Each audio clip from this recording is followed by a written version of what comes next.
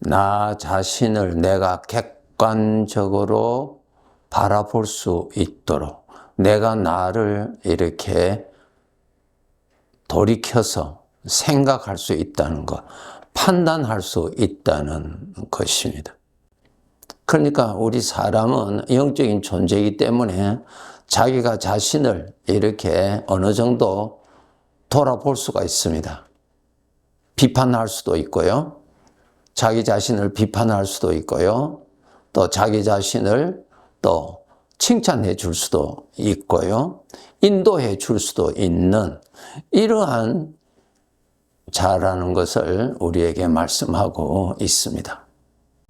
우리 믿는 성도들이 자기 자신을 잘 돌봐서 믿음 생활 잘하고 복되게 살도록 해주는 참 좋은 친구, 이웃, 돕는 배필로 그렇게 살아야 할 것입니다.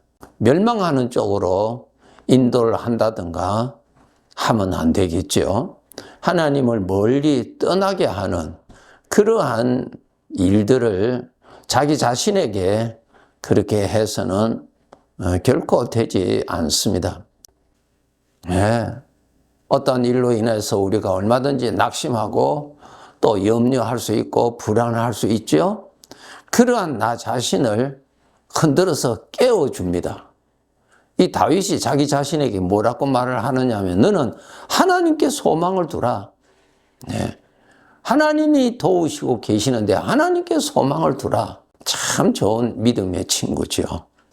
정말 자기 자신을 사랑하는 자입니다. 예수님께서 이런 말씀하셨죠. 내 이웃을 내 몸과 같이 사랑하라는 말씀에서 정말 먼저 내가 나를 사랑할 줄 알아야 됩니다.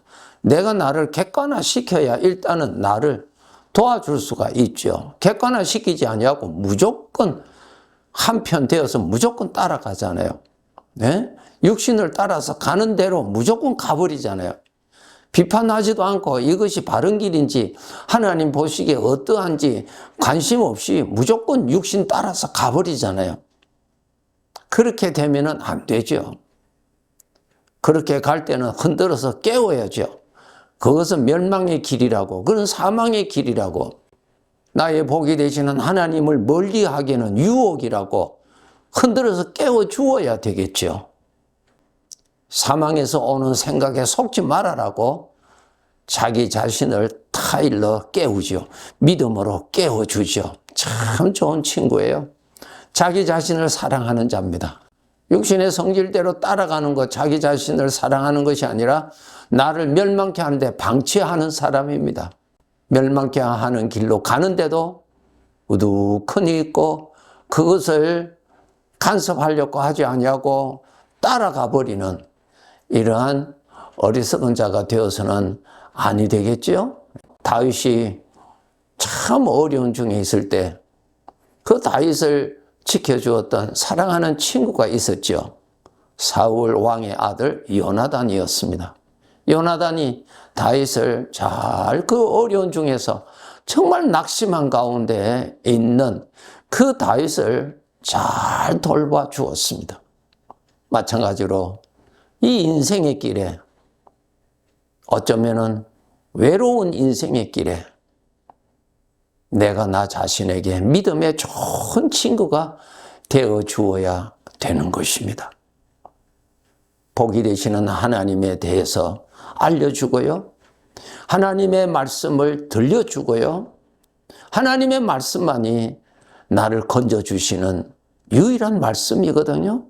어떠한 말을 들려주는 것이 아니라 하나님의 말씀을 들려주어야 되겠죠. 능력이 있는 오늘 또 하나님의 말씀은 살아있기 때문에 살아있는 말씀을 가지고 들려주면은 살아납니다. 좋은 친구죠. 또 어떤 때는 나 자신이 육신의 생각에 속아서 나는 참 불행한 자다. 이러한 데 빠질 수도 있겠죠. 나는 왜 이렇게 불행하게 살아야 되는가 라고 하는 생각에 빠져 있을 수 있습니다. 그때 깨우쳐 주어야죠. 하나님의 말씀으로 흔들어서 깨워 주어야 되겠죠. 하나님 뭐라고 말씀하셨느냐고. 내가 늙을 때까지, 내가 백발이 되기까지 내가 너를 떠나지 아니할 것이고, 내가 너를 지켜줄 것이고, 내가 너를 안아줄 것이고, 내가 너를 품을 것이고, 내가 정 걸을 수 있는 힘조차도 없을 때는 내가 너를 업을 것이라고 약속하시지 않으셨냐고. 하나님의 말씀으로 믿음으로 돌아오도록 깨우쳐 주어야 되겠지요. 그렇기 때문에 우리가 평소에 하나님의 말씀을 많이 알아야 정말 내가 나에게 참 좋은 믿음의 친구가 됩니다. 가장 복된 것이죠. 왕후 이세벨이 내가 내일까지는 내가 너를 반드시 죽일 것이라고 하는 이러한 말을 들었을 때 그는 불안했어요. 그는 도망갔습니다. 아주 멀리 도망갔습니다. 아무도 없는 곳까지 갔습니다. 그리고 그는 로뎀나무 그늘 아래 앉아서 그는 크게 낙심한 가운데 하나님께 나는 이제 더 이상 살고 싶지 않습니다. 이제 내 생명을 거두어 주십시오라고 하는 아주 절망한 가운데에 처했지요. 그는 그 자리에서 쓰러져 있었습니다. 그때 하나님께서 천사를 보내셨죠. 먹지도 못하고 마시지도 못하고 그의 심령은 완전히 두려움과 낙심 가운데 완전히 쓰러져 있는 엘리야를 천사가 흔들어 깨우지요. 흔들어 깨웁니다. 그러면서 가지고 온 물을 마시게 하고 빵을 그에게 먹이면서 이것을 먹고 마시라고, 그래야 힘을 얻는다고 그렇게 마시게 하고 먹게 하였지요. 그러나 엘리야는 그대로 또 쓰러졌습니다. 또 천사가 와서 또 흔들어 깨우면서 이것 먹어야 힘을 얻는다고 물과 빵을 가지고 와서 그에게 먹고 마시게 해 주었던 기록이 그게 있습니다. 그 힘으로 엘리야가 힘을 얻어서 일어났지요. 그렇습니다. 인생의 길에 이렇게 엘리야처럼 환경에 이러한 생각에 빠질 때가 다 있지 않겠습니까? 그럴 때 성령으로 거듭난 나 자신이 깨우쳐 주어야 되겠죠. 사망의 생각에 빠져서 낙심하고 불안하고 거기에 빠져 있는 자기 자신을 깨워 흔들어 줘야 되겠죠. 하나님의 아들이라고요. 하나님이 사랑하는 자라고요. 하나님이 지금 또 함께 계신다고요. 흔들어 깨워 주어야 되겠죠. 참 좋은 믿음의 친구가 스스로가 되어야 될 것입니다. 나는 왜 이렇게 아무도 없는가? 이러한 육신의 소리에 빠져서 그렇게 하지 말고 항상 성령으로 거듭난 자답게, 성령으로 우리가 거듭났잖아요. 성령의 무한한 은혜를 받는 자로 거듭났잖아요. 믿음의 말을 해주고 아버지 입에서 나온 그 말씀이 능력이 있잖아요. 그 능력의 말을 듣게 해주고 말을 전해주어서 그 말을 통해서 살아나도록, 그 말을 통해서 일어나도록, 그 말을 통해서 하나님의 구원함이 나타나시도록 해주어야 되겠죠.